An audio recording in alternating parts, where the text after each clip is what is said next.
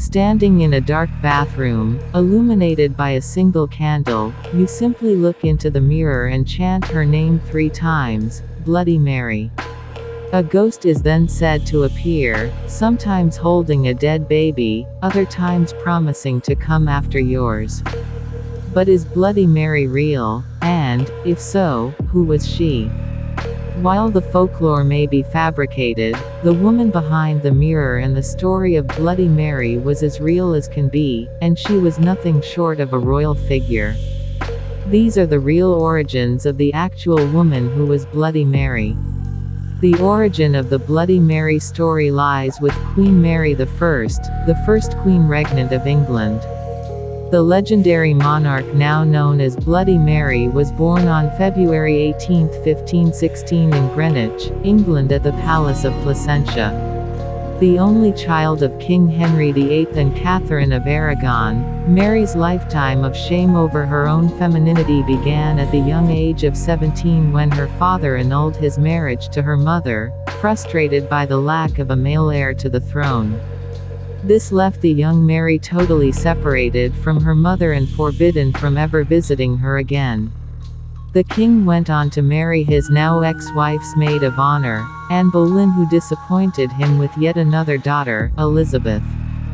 Worried that Mary may interfere with Elizabeth's succession, Boleyn pressed Parliament to declare Mary illegitimate, and succeeded.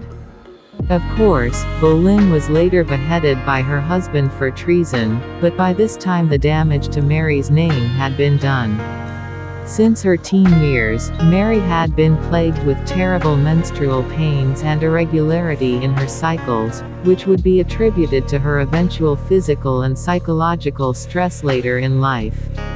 She was also known to be struck with deep and frequent periods of melancholia, depressive spells which would stay with her throughout her relatively short life.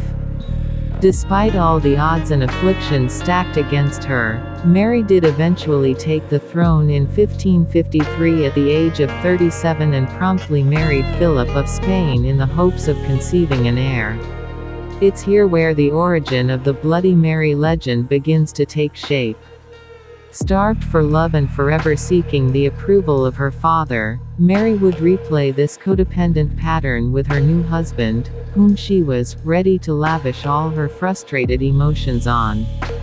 10 years her junior and in no way as excited to reciprocate her amorous feelings, Philip fulfilled the negotiated duties expected of a royal marriage, and 2 months later Mary's greatest wish came true: she was with child. Despite displaying the usual symptoms of pregnancy, including a swelling of the breasts and an ever-growing abdomen, the public remained suspicious of the Queen's recent good fortune, and it didn't take long for rumors of a false pregnancy to start spreading. In a time without pregnancy tests and in which doctors could not examine a sitting monarch, only time would tell if these rumors bore any truth. Until then, the people of England and Spain kept tabs on Mary with a watchful eye. And so they waited. In customary fashion, Mary went into a private chamber where she was confined for 6 weeks before her expected due date of May 9.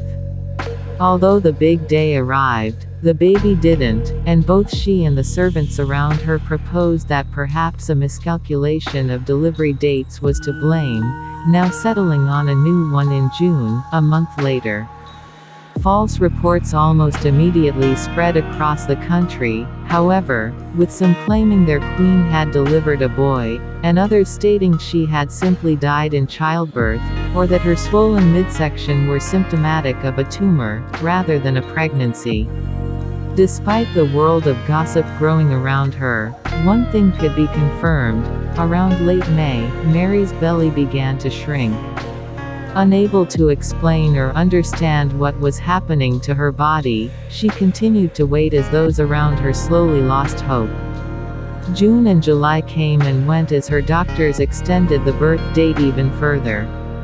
By August, Mary finally left the confines of her chamber, childless and alone like never before.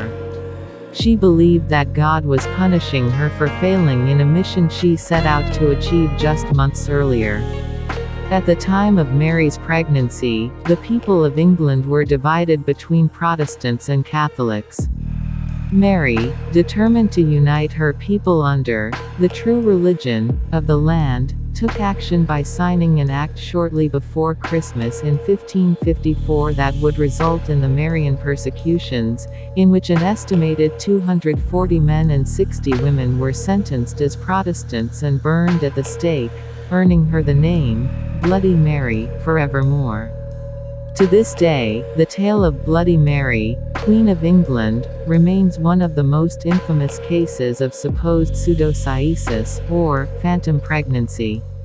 A rare and mysterious condition, pseudocyesis occurs, to put it simply, when a person so determined to become pregnant actually tricks their own body into believing that it is, hence the appearance of physical symptoms, and even a discontinuation of the menstrual cycle.